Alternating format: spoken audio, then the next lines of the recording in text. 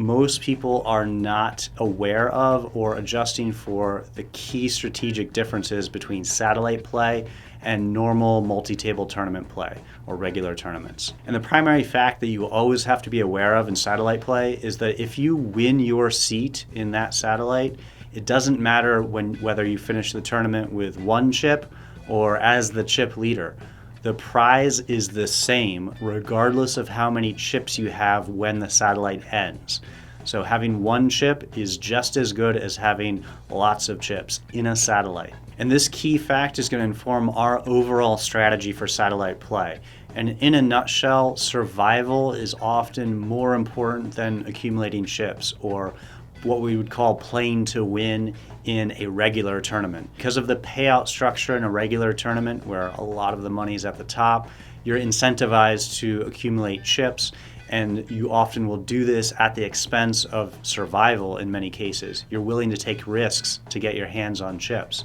Whereas in satellites, it's much more incentivized for you to survive. Now, in the early stages of a satellite tournament, it's going to be very similar to a regular tournament.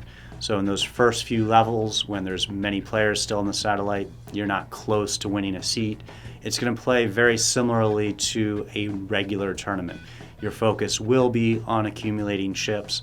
However, there are some adjustments here to make as well. The first being that long shot implied odds type situations that inject variance into your game are often less desirable, even more so than in a regular MTT or regular tournament.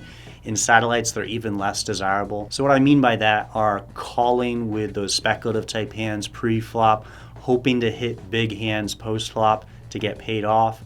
These are less valuable situations in satellites than they are in tournaments, and they're less valuable in tournaments than they are in cash games. And so, for example, in a cash game, you might call up to 5% of the effective stack with a speculative type hand in a multi-way pot to try to flop 2 pair or better or draw of 8 outs or more.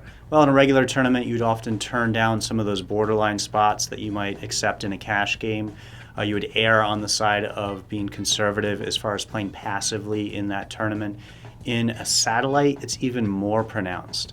So I wouldn't call up to 5% with those spec hands in a satellite tournament. It might be more like 2% or 3%. And so given the structures of most satellites, this means that pre-flop calling in these implied odds situations will often not happen at all.